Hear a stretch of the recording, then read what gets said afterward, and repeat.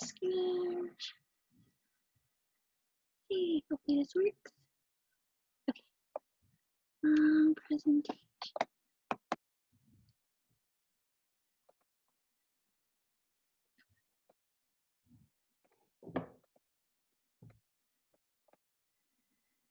Okay. Okay, so hi everyone. I hope everyone's having a wonderful Friday morning. So before we get started into the topic of osteopathic medicine and my experience so far as a med school student, I would like to share a few things about me. I graduated from HBU with a biology degree this past spring semester, and I'm really looking forward to our postponed graduation ceremony coming up in the beginning of November. I'm currently a first-year student at the Texas College of Osteopathic Medicine in Fort Worth, and I'm currently interested in pediatrics. I'm also in the Joint Admission Medical Program, which is an amazing program that supports economically disadvantaged students pursuing a career in medicine. And they support students with things such as summer internships, stipends, and MCAT prep. And I completed my first JAMP internship at the Texas Tech Medical School in Lubbock, and my second one at the UT Health Center in San Antonio.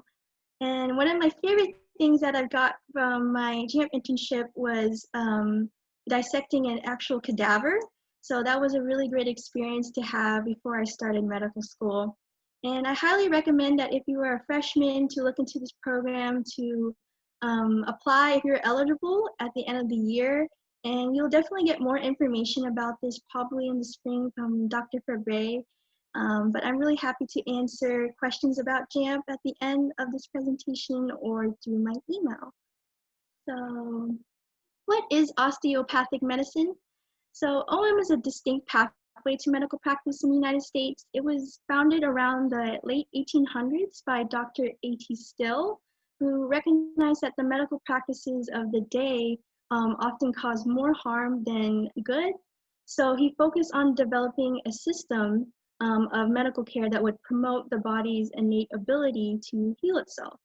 And OM provides all the benefits of modern medicine, such as using surgery and technology and prescribing medications, with the added benefit of hands-on diagnosis and treatment through osteopathic manipulative therapy. And as a whole, OM emphasizes helping each person achieve a high level of wellness and preventing disease from manifesting in the first place through a holistic approach. And doctors who study osteopathic medicine are fully licensed to practice the whole scope of medicine in all 50 states and in all types of specialties. And osteopathic medicine also has a very strong foundation in primary care. So if you're really interested in going to the primary care field, osteopathic medicine might be something that you want to consider. So some fun facts about osteopathic medicine. So colleges of osteopathic medicine are graduating more and more students each year, and more than 7,000 new osteopathic physicians enter the force each year. And there are approximately over 121,000 fully licensed and active practicing DOs right now in the US. There are 37 accredited colleges, as you can see on the map, with 58 locations in about 33 states, and more are still being established as we speak. The profession actually has grown over 63% in the past decade and nearly 300% over the past 3 decades. So it's a very big and growing field at the moment. So osteopathic philosophy. So personally, I'm very interested in osteopathic medicine because of its philosophy and its emphasis on the body and mind approach when examining a patient. So from day one of medical school, DO med students are trained to focus on and look at the patient as a whole.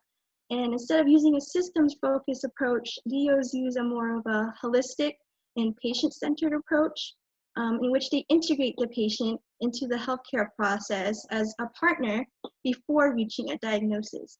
And essentially, DOs see each person as more than just a collection of organ systems and body parts that may become injured or diseased.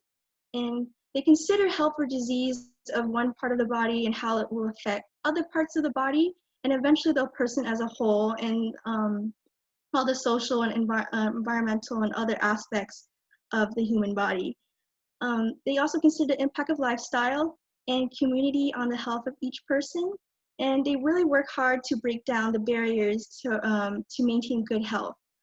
And therefore, DOs do not just treat and eliminate disease as physicians, they also strongly promote the health, the well-being, and the self-healing nature of patients as an advocate for them, an educator, and also a counselor for the patient. So it's a big focus on preventative healthcare, and they really try to help patients develop a attitude and a lifestyle that doesn't just fight illness, but also help prevent it from happening in the future too. So they're trained to be doctors first and then specialists second. So as I mentioned in some previous slides, a major principle of osteopathic medicine is an emphasis on the body's innate ability to heal itself. And DOs help patients with this by osteopathic manipulative therapy, which is simply defined as a hands-on treatment technique that involves manipulating muscles and joints. And it's used often as an adjunct or an alternative to prescribing medications.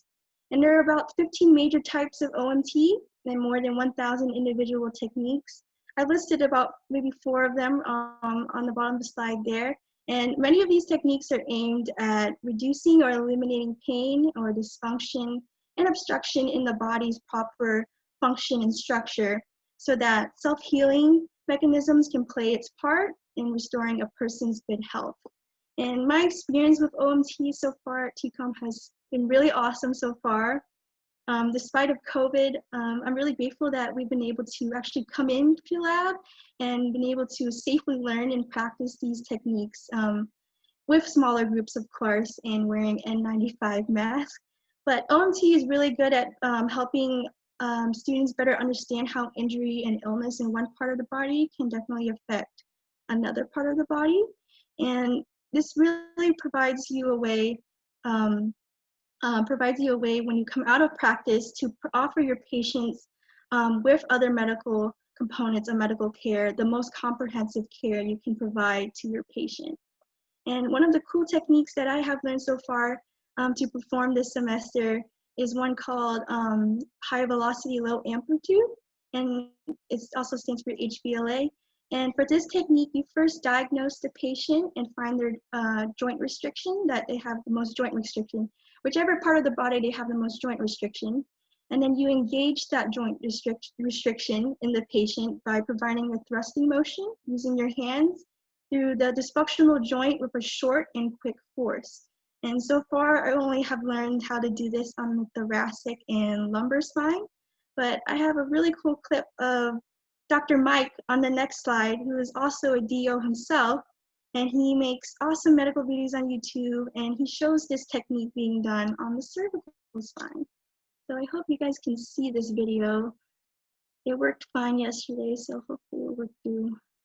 DOs practice something called OMT, which is osteopathic manipulative therapy. Instead of just telling you, I'd much rather show you. Come on. Osteopathic manipulation is a hands-on therapeutic tool whereby manipulating the body's own tissues can restore and maintain optimal function. And it's a low-risk, conservative measure that can be used in place of medication and surgery. And it treats all types of ailments, everything from low back pain to something more complex like congestive heart failure. Take a deep breath in, deep breath out. How's that feel? Really good. Okay, so that's just a short little clip of how to do HVLA on the neck. And I highly recommend you checking out, if you don't really know who Dr. Mike is on YouTube, he makes really great videos about medical school, about his experience, and a lot of different topics happening currently in the medical field. So I'm now going to move on to talking about my medical school experience so far. So despite having most of our classes online, my experience at TCOM has been really awesome. I have learned so much these past 4 months already in terms of clinical communication, public health, and how to examine and partner with the patient. I'm still learning different OMT techniques right now, but so far has been such an interesting and unique hands-on experience.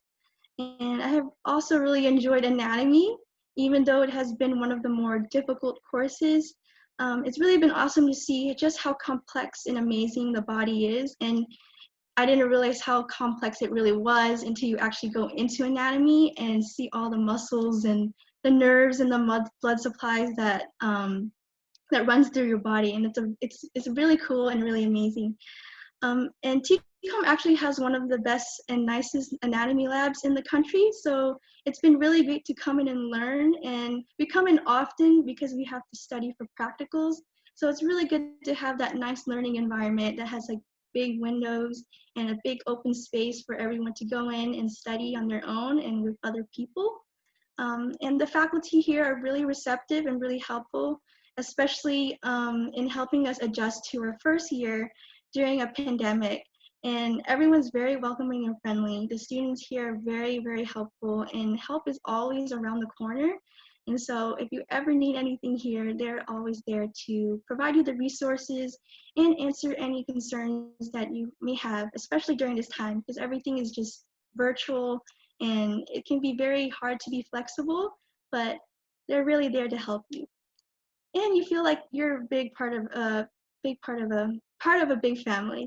And overall, like any other medical student, I have found med school to be tough, and that's not surprising at all, but it's definitely doable. The drinking from a fire hose analogy that most pre-med students often hear from med students is very true. But one of the things that a second year med student told us, which has stuck with me these past 4 months, is that even though it doesn't get easier, it does get better. And you're not only learning new academic material each day, but you're also learning more about yourself each day in terms of professional growth and personal development, and the way and how you can improve the way you approach and study in your courses. And I feel like this applies a lot, not just to med school, but also for undergrad as well. I have had to learn to adjust my study schedule for each block during medical school, because it's very different in terms of material and the way it is presented in each block, in each course. And because medical school moves very fast, this constant adjusting can definitely be overwhelming. But it has definitely helped me study effectively and efficiently in each of my courses. And I highly recommend that if you're struggling in one of your courses right now, to possibly try changing up the way you're studying, and it can really make a really big difference in the way that you approach and study in your courses. So the last thing I wanted to share with you is some tips that you probably already have heard from other students above you. And the first thing is to always try to find opportunities to be involved, whether it is volunteering or shadowing or leadership positions. And I know there's a pandemic going on, and even though there is a pandemic, there are still many great things that are occurring virtually that you can look into. And you can even start thinking about research or looking into internships that you can apply to once things hopefully get better next year. The second thing is to develop and maintain good study habits, and I cannot stress that enough. This will be a great tool and a benefit for you, and one less thing for you to stress about when you go to med school. And if you're planning to take the MCAT in the future, I highly recommend that you try your best to understand the underlying topics you're learning right now in your current science classes, and this will definitely serve you well when you actually start your MCAT prep and when you actually start medical school. And personally, this has helped me a lot in terms of getting used to medical school and also maintaining that same good study habit, so that I always don't feel behind when I go through my assignments or my studying for each course. And in med school, you're always going to feel at one point that you're behind, and that's okay. And everyone's in the same boat, so it's okay if you ever feel behind in med school. It's really good to develop good study habits now, so that this will be less of a problem and less of a stress when you go to med school. The third thing is to meet with your advisors and your professors. Don't be afraid to reach out to them. They are really great people, and they're always there to provide you resources and answers any questions you have and concerns. And if you're struggling in a course, they're always there to help you. And I can't stress that enough. Always reach out to people if you need help, because being alone and not asking for help is not a good thing.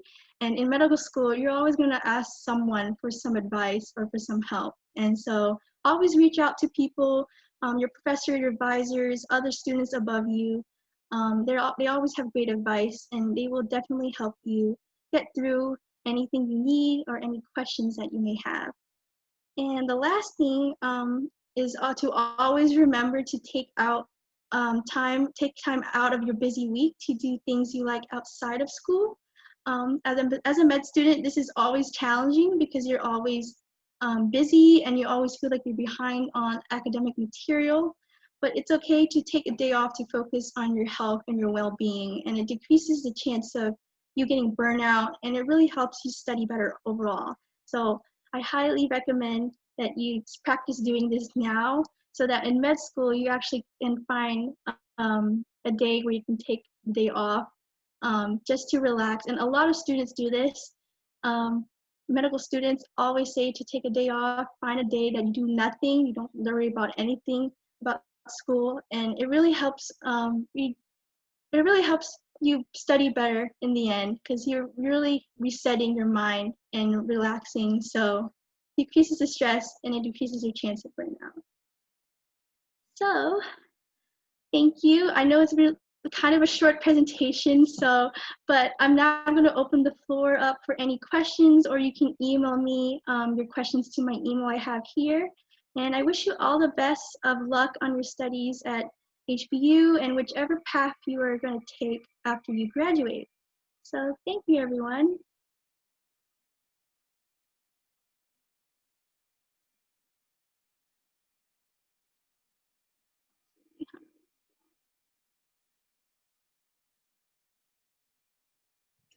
Thank you so much, Angela. That was so awesome. Thank you. I'm sorry, I it's not the longest presentation, but It was so informative. It was great. And the thank PowerPoint looks you. so nice. So good job on Thank that one. you. I Thank do you, have a guys. question for you. Yeah, go ahead. So, what would you say like a typical day is like for you? Typical day. Okay, so every week is very, very different. So especially with everything online, most of the days we have classes in the morning, and they usually are between early in the morning and around 12, where we have classes, MLM sessions, which are group sessions that we come in after we study the material on our own, and then they give us questions to work on, and the professor goes over the material with the whole group. And so we have most of those in the morning, and typically in the afternoon we have labs. So each week we usually have one lab for osteopathic manipulative therapy, and then another lab, usually another lab for physical exam. So we go in to practice examining our partners and reversing the roles of doctor and patient and practicing like that. And then we also have a couple days where we come in for anatomy lab. And they have separated us into smaller groups. So we're groups of the four groups of about 60 students, and they divide us up from 1 to 5 o'clock. And we come in and we're very spaced out since our anatomy lab is very spaced out. And we go in and you work with only one other partner because of COVID. We can't have many people at an anatomy tank.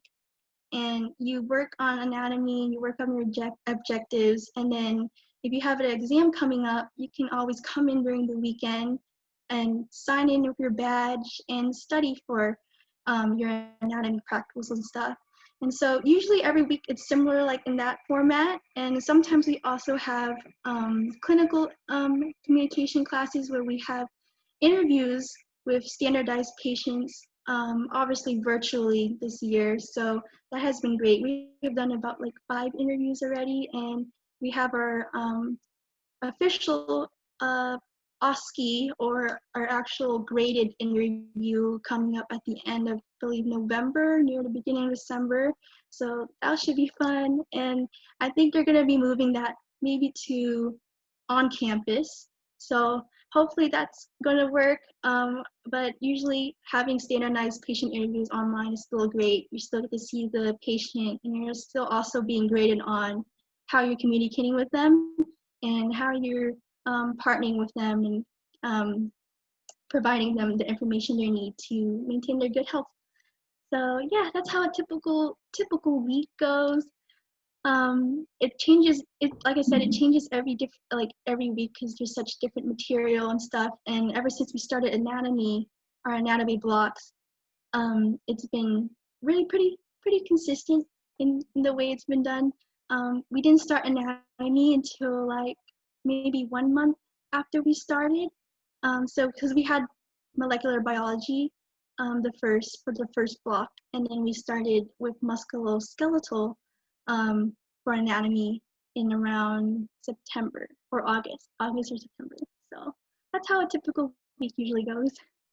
That sounds like it's a crazy packed week. Oh my gosh.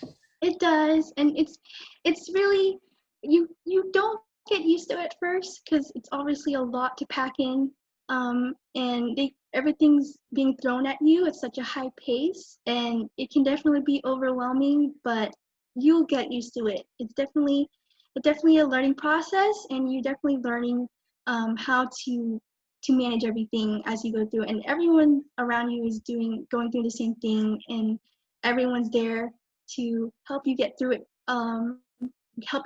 with you. And there's also students and faculty that are there to help you adjust to this big schedule, and different way of learning that you're used to from undergrad. So yeah, everyone's really helpful though. So, and there's still second year medical students that say that they're still adjusting themselves even after a whole year of doing medical school. So it's definitely okay if you ever feel like you're not managing or being organized enough when you're in medical school, because everyone's still learning. So So I know like a lot of us are preparing to take the MCAT or like about to start studying for it. Do you have any tips on that and balancing that with school and everything else? mhm. So I would say try to figure out. Take a look at your I would say take a look at your schedule first, and then figure out the amount of hours you want to dedicate to MCAT each day, and hours that you can commit to. Because if you put down maybe 5 hours and then you end up only doing like 1 hour instead, it's not really helpful. So I highly recommend that you look at your schedule each week, and then you block out a time that you are going to dedicate yourself to just studying MCAT. And I feel like that gives you a way to commit to the studying and that you don't fall behind. And it worked for me, and where I put on the calendar days and specific times that I study for the MCAT. And it helps you really to keep that momentum going so that you don't procrastinate it, and that you don't end up studying for the MCAT more closer to the test date than you want to. So I highly recommend you do that. And also, if you're still in the beginning stages of studying for MCAT, start out slow and figure out what works best for you, especially in terms of resources, because there's a lot of resources out there that you can use to study for MCAT. And it can be a lot, and there's always so many different resources out there, and you feel overwhelmed by the amount of it. And so I highly recommend you checking out different resources and talk to other people about what resources work for them and try to figure out which one works for you. I use Kaplan, and because I'm in a JAMP program, we had a Kaplan already given to us for MCAT prep. So I used Kaplan, but I also use some other books from other services as well as extra stuff to study. So you can also do that. And there's a lot of websites where you can go to that they have MCAT questions of the day, which you can always do when you have like little free time in the morning or something, and it gives you that little extra question of the day, like a little extra brain stimulation of MCAT every day. So I highly recommend that. And um, always try to start early as possible. I highly recommend starting as early as possible because MCAT is a lot and it's a lot of information that you need to know and remember. And if you start early and if you pay attention to what you're learning in your science classes, let's say general biology or general chemistry, it helps you, it really helps you understand the material better and get through the material faster when you actually start prepping for MCAT. So those are some of the high tips. Let me see if I think of anything else. Practice Question is, for you, Angela. oh, go ahead. Okay, so do you feel like being at HBU, did it fully prepare you? Yes, I definitely prepared me to definitely prepared me for med school. I would say everyone, I always stress how much HBU really has done a really good job at like helping me get used to how to manage my classes and how to study and how to figure out how to study for my classes. All the professors and you, Miss Romando, have helped me prepared for medical school in terms of interviews, in terms of all the other stuff that we need to get ready for medical school, classes as well. And I feel like I said before, for anyone who is struggling right now or if you're not sure of how to figure out how to manage their time or figure out what classes or what experiences they should take on to boost their resume and make their application look good, I highly recommend that you reach out to people like Mr. Armando or other professors, and they're willing to help you get through going through the application process and answering any of the questions that you may have about what step you should take next to figure out the best way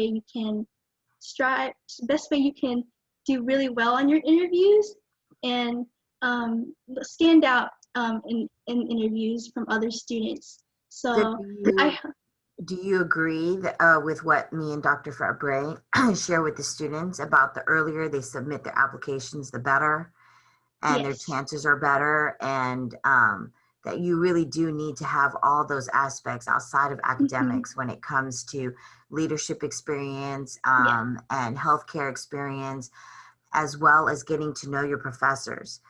I want to stress again to anybody who is a incoming freshman, make sure you get to know your professors, not just saying hi and bye and doing well in the class. When they personally know you, I have categories that I write my composite letter for each student who is applying. And it would be helpful if the professor knows you at that level to include comments to support the letter that I'm writing for all of the students who are applying. And I would like to also stress, Angela was one of our favorites. We do miss her a lot. Dr. Fabre misses her a lot. We are trying to hang on to her sister right now as long as we That's can. true. She But still has 1.5 years-ish. I 1.5 years, know right? Dr. Fabre stole her from me, but it's okay. Oh yeah, I'm sorry about that. I'm not there. But I do want all the students to feel welcomed. You guys are always welcome to reach out to me if I'm not your academic advisor. I do recognize quite a few names that are my advisees, as well as students that I advised over the summer. I do want you guys to know that make it very important that you let your academic advisor know what your future career plans are. I am the representative for the pre-professional office, and it is very important to be active in student organizations. You never know who you are sitting next to or who you're getting to know. So do keep in mind, Ms. Raimondo is the National Secretary for AED as well. So when the time comes and you do get into a health profession, I am on the board that makes the decision who gets the scholarships. Okay. Very well So said, guys, Miss I Ramondo. really want Very you well said. guys to know that I am super, super excited about our AED organization, and all the officers have done a really great job putting everything together. and following really big shoes to fill after Angela and the cohort before left. But y'all are doing a great job, and I want you guys to know y'all are really good, great hands being an AED member, as well as we have a STEM success coach now, Miss Kim. And we also have a laboratory director now, which is Miss Tessa, who is a graduate from HBU as well, you're going to see some amazing things in our labs. I'm just saying, pretty soon. We're changing all the labs upstairs right now. All right, I'm going to stop talking now. But Angela, thank you so much for your time. And please, anybody have any Thank more you. questions for I'm her? really happy to be here. And everything you said was very true, Miss Romano. Oh, Really get to know your professors, because that's really important. And especially at HBU, you're at a smaller school, so there shouldn't be an excuse for you to not know people in your campus. So reach out to them. They're always there to help you. So I think T can attest. I'm one of those academic advisors that will come find you. I find everybody. that's true. I have been And I So will reach out if I don't hear from you. Melina, I'll reach out to. I know I'm like not even looking at all the screens, but y'all know I'm gonna email you. I even text y'all if y'all don't respond to me. she will. She will text you. Don't worry, it's not from my personal cell phone. It's from Navigate. Okay. All right, y'all have a good one. I'm gonna let Angela take back over. Okay. Anyone else have any questions? If you don't feel comfortable asking questions right now, you can always email me. My email is kind of long because I have just a long name. But that is my school email, and I check it every day because we always get emails every single day for things. So your email will not get lost because I always look at all the emails that I get. So if you want to email me, feel free to email me that. Let's see. Anyone else have any questions? Also, I would like to say, once you get there and you do get into medical school, please take the summer before your medical school starts. Take your summer off, and please do not try to study because there's no way for you to prepare for medical school. Everything comes at you at a fast pace, and there's really no way you can prepare for that. So please enjoy the summer before you start medical school. That's what I did. You only have about a month really, and that's pretty much how it's going to be. Once you start medical school, you're only going to have about a month of summers. Christmas breaks are also shorter, and so please enjoy all your breaks before you start medical school.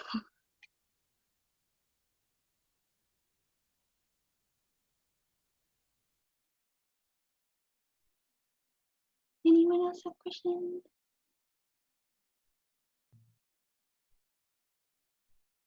Thank you so much, Angela. You've been so helpful and just You're I really welcome. appreciate you taking the time to talk to us about this and like offering those awesome MCAT tips because I'm trying to study for my MCAT and I honestly have not done much since school started because like I just lack the motivation, but I will definitely Oh try. no, it's okay. Definitely when you're at home a lot nowadays, everything can be just like, oh, I don't feel like doing anything.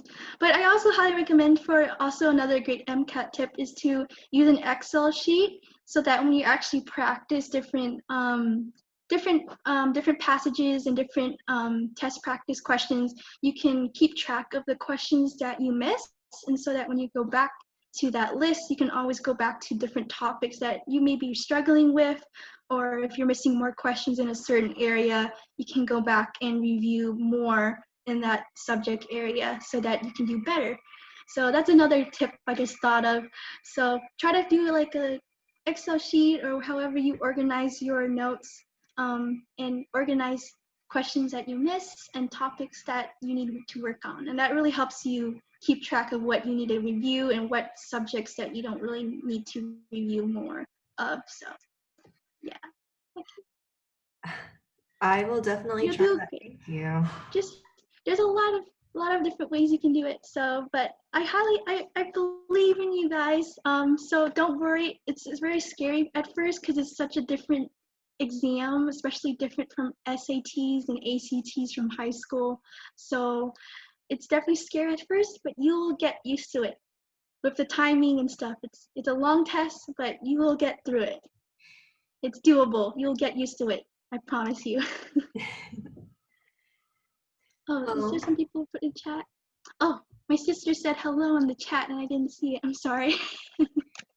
Hi, Lillian.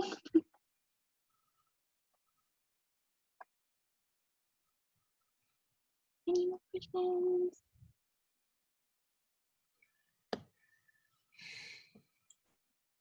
Okay. Oh, someone has a question. Let's see. Okay, so the question in the chat is, I'm not sure this question was asked before, but how did you deal with the transition of workload from college to med school?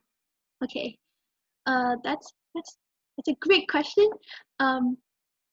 Obviously, it's really hard at first. It's a big transition because of the amount of workload and amount of things being thrown at you. So what I did was I usually having a schedule that is really jam-packed, and they gave us a schedule that we can keep track of on our Outlook calendar. At first, it's very overwhelming to look at, but the way I transitioned how I approach my workload from college to med school was trying to figure out what material and what stuff I need to look at first, because there's a lot of material in a certain week, and it's really easy for you to get bogged down by the amount of material, and you really want to study everything and try to finish everything by the end of the week. And certainly for me, you will not finish studying all the material you will need by Friday. For me, I catch up all of my academic stuff and material during the weekends, because the weekends you're pretty much free to study and or go to lab for anatomy lab, and we do have to study for practicals. So I always use my weekends to catch up on my material, because that's the only way that I can actually absorb the material and retain it better. And so one thing in medical school is that when we go through material, we go through about 3 or more passes. So if you go through the material 3 or more times, you will likely do well with that certain material on the test. And it helps you retain and recall the information better. So I keep a checklist that a lot of medical students recommended us to do, a checklist that gives you each topic of each block, and in each line or each topic you have 3 check boxes. And every time you go through the material, you check off a box so that you can keep track what material you have gone through, because there's a lot of material. So once you know that you got through 3 passes at least, you know that you're have a good grasp on understanding of that material. And if you feel the need to go over the material again, you can always go back to them. And also, you can also have a checklist for practice questions, because practice questions are your big friend in medical school. It really helps you really gain a better understanding of material when you actually apply that information with questions in real life scenarios. So having practice questions are really helpful. And another thing that has helped me transition, because this is something that I never done in undergrad, where you have like a whole big checklist of going through the material so many times to make sure you get it. So this is definitely new for me, but it has really helped me keep track of the material and which material I have gone through so that I can be ready for the exam. And another thing, let's see, timing wise, what else? So yeah, the checklist is a very big thing. Let's see, they also have usually before the test, upperclassmen usually have practice, practice sessions where you can come in and they go over high yield topics with the students so that you can better prepare yourself for the exam, because they've been through it before. And they also give you practice questions as well, which you can go through. And we have a lot of sessions where the professors give practice questions as well. And definitely need to go to those, even though they're not mandatory. You can always go back to them because they record them, and they post those lectures and recordings online.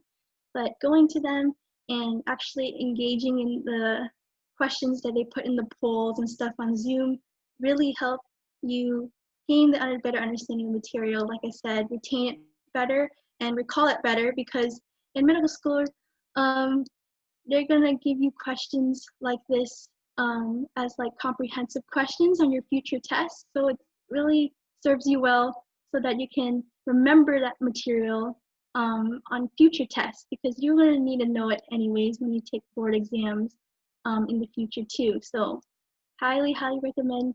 Maybe you can even start doing checklists like this in undergrad right now if you want to, because it has really helped me retain the information really well, and it really helps prepare you well for the exams. So yeah, let's see. I'm trying to think if there's anything else for transitioning from. Let's see. A lot of material that we have here at TCOM, they give us objectives for what we need to know. So that has been really helpful, because you can narrow down what you believe the professor is going to ask in the high yield topics. And so also, there's also other students who provide resources in their own notes. So it's really useful to look at other people's resources, and it has really helped me with like charts and stuff and different study sheets that other students make. So that has really helped me study and study and do well in my classes. So let's see, anything else? I think that's about it for how I transitioned from the college coursework to medical school coursework. It's definitely very different because of everything that they're giving you and the way the material is presented, like I said. But they provide you all the resources you need, and if you find a time to schedule out your days and figure out what you need to study each day, it really helps you get through the week and helps you get through the material in an efficient way. So, and it's okay to feel behind, like I said. It's always the weekends to catch up, and I always catch up on the weekends with my material, so that's a good thing. Any other questions?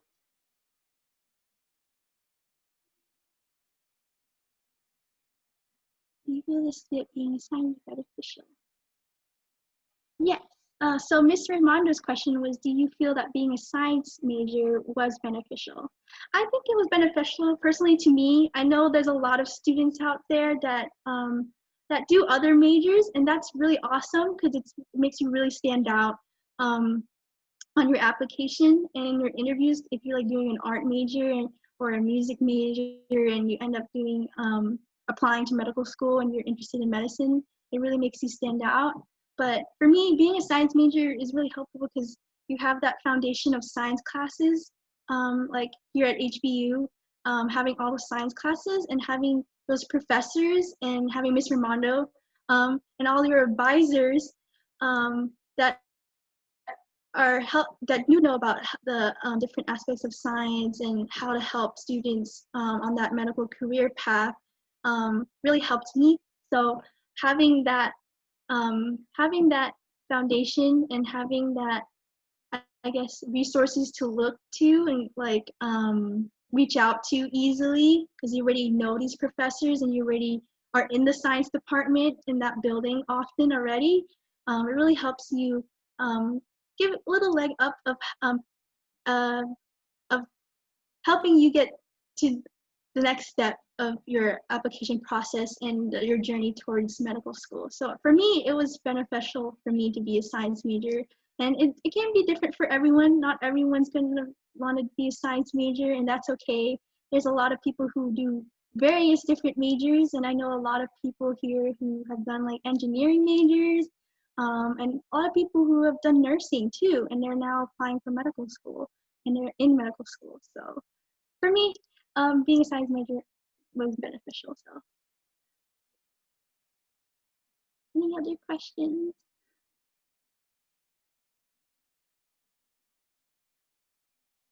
Oh yes, so Ms. Romano also asked, did being a member officer of AED provide you with anything that you use in medical school? Yes, so I really love AED and I miss it a lot. I was in AED, let's see, 3 years, starting my sophomore year. I don't know if I was actually an AED member freshman year, but I do know that sophomore year, I became a fundraising co-chairman for AED, and then for my junior year, I was a reporter. And so a lot of things um, that I've gotten from that is that it really helps you really helps you learn how to work with other people. And that's really, really important when you're in medical school, because the collaboration and the interprofessional aspects of medical school and when you work in the clinic is very, very important. And having leadership positions also give you a well-rounded experience to put on your application. And so working with others is really beneficial in that you're learning how to be open-minded to listen to other people's ideas and perspectives, because being very if you're very introverted, which I was growing up, I'm gonna be honest that I was introverted when I was growing up. So if you branch yourselves out and you be more involved and you find leadership positions in which you can be on a team, it really helps you in the long run, because when you go out in the real world, you're gonna have to work with other people. And so being on the AED team has really, really helped me work with other people even in medical school, and being able to have that collaborative sense of being able to contribute and having a voice in what you have, voice and opinions, and having a voice and opinions on different things, and not being afraid to speak out about your opinions, because when you're in a group setting and other people are throwing out ideas, it can be very easy for you to like nod your head and be like, okay, yes, that sounds great. But you really want to contribute your opinions as well, so that you can build everyone up and create this learning environment where everyone's learning something new from each other. So I think one of the things definitely from being an AD officer and member is having that collaborative environment.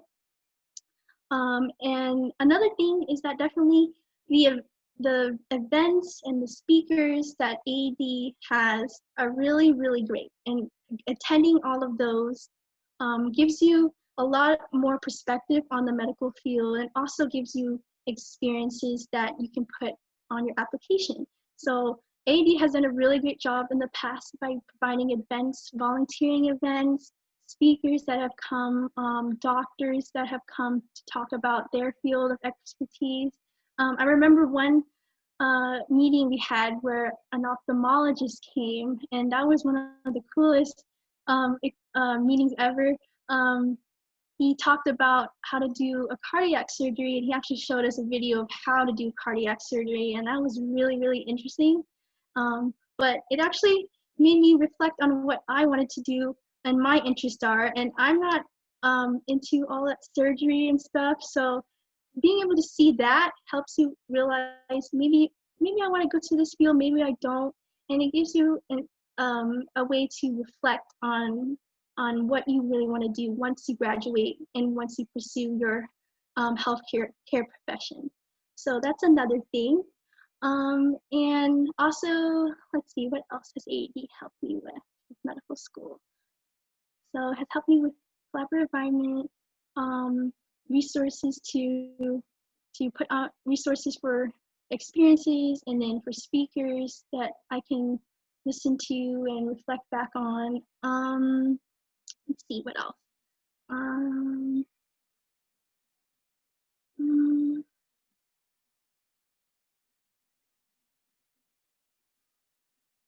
in general, I would say that AEDs are very, very, it's a great family. So if you are able to be engaged in a club like AED and you're talking to other students that are in AED, it's really helpful for you to get to know people. And AED has also helped with networking, for me at least, in college. And so networking is also very important when you go to medical school and when you start your residency. Getting to know people is a very, very good thing to do in terms of making connections and also getting advice and tips from other people that have gone through different things and experiences and also come from different backgrounds. So being involved in the club and organization, which you are already, is very good, but actually going out there and reaching out to different students that are also in the club and talking to them, and also the officers as well, and Miss Raimondo, really helps you make those connections, like Miss Raimondo said, so that they know you and they can put a name to a face, and so that when they do write you recommendations, they can write really good things about you. So those are some things that I would say AED has helped me with a lot. Any other questions?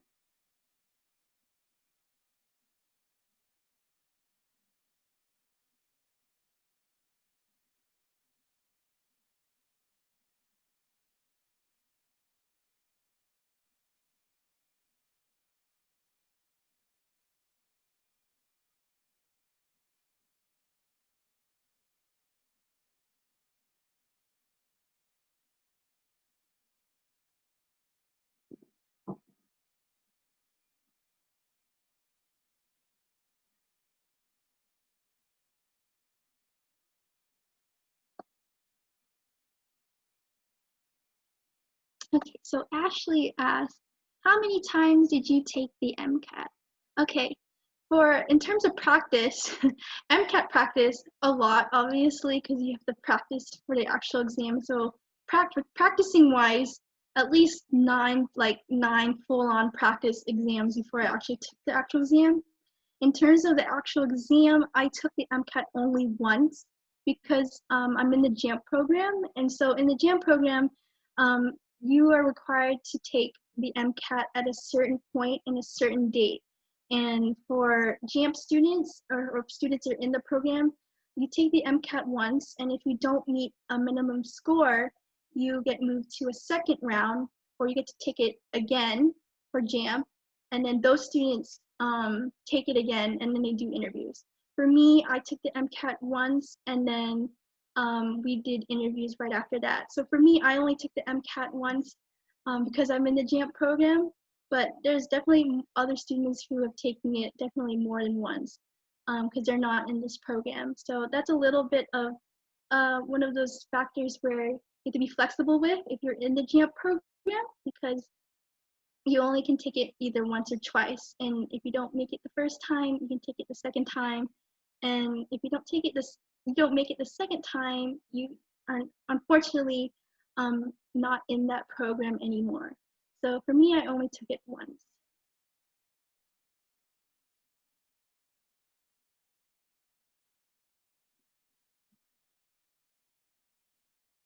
You're welcome. And I highly recommend that if you're not in the JAMP program, it's okay to take it more than once, because you want to really do your best on the MCAT and show them that you're really trying. And it's better for you to do it again and get a higher score than you got the first time, to show that you really are trying to impress them and show them that you actually are capable of doing this test. And it's very important to schools. They also look at different things too, so don't worry too much if your MCAT score is not like a perfect score, because they're also looking for all the other experience you have, such as volunteering, shadowing, research experience, volunteering experience, leadership positions. So don't worry if you don't do well the first time. Okay, so another question is, how many months did you study for the MCAT? Okay, so for me, I started MCAT prep, let's see, about at least a year before my actual test. So I started around, let's see, the first month I started, so at least around a year, because in the JAMP program, we start MCAT preparation during your first summer internship, right from the start. So that's around the time when I started doing MCAT preparation, and it slowly progressed to being very, very hardcore studying throughout the year, all the way up to the spring semester of that following year. So for me, it was about 12 months of studying for me, but I highly recommend you start earlier as you can because it kind of helps you not branch out, but highly recommend you try to start as early as possible so that you have time for to figure out how to study the best way. So I remember the first time I started, it's really hard at first because it's so new to you and it's such a long test and the way it's formatted. So highly recommend you start early, but I started around about 12 months before I took my test because for JAMP we took it in May. Yeah, May. So the summer after my freshman year, was it my freshman year? No, summer after my sophomore year, I started, and then all the way up to the May of the next year when I actually took the MCAT. I hope my timing was right if I think about it correctly.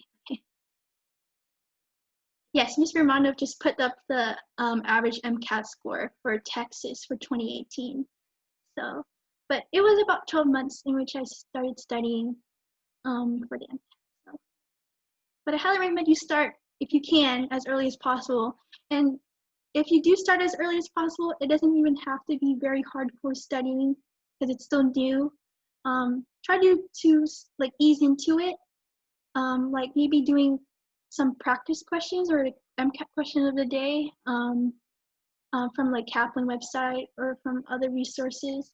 So it doesn't have to be really, really hardcore studying from the start. You just have to figure out how to ease into it and what works best for you. And that's a lot of like what medical school is. It's finding what works best for you. So whatever works best for you.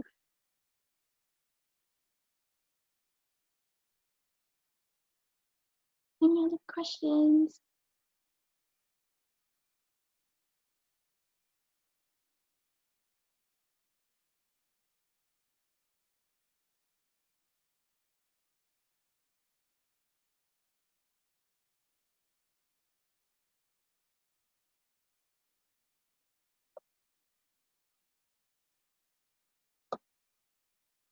Thank you, Miss Ramondo. I miss everyone too. I'm really excited to be coming back though for our commencement ceremony in the beginning of November.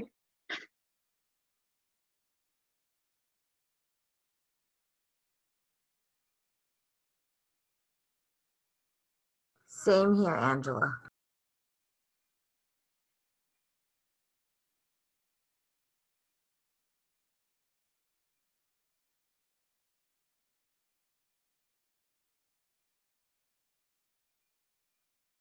Okay, guess there's no other questions. Like I said before, if you want to ask me questions through my email, feel free to email me. I'll try to respond as soon as possible within a week, hopefully. Sometimes it's a really there's weeks that are busier than others, but feel free to email me. And I'm really glad that I was able to speak to you all today, and I'm really glad that you guys came and listened to what I had to say. And I hope you guys have a really good weekend.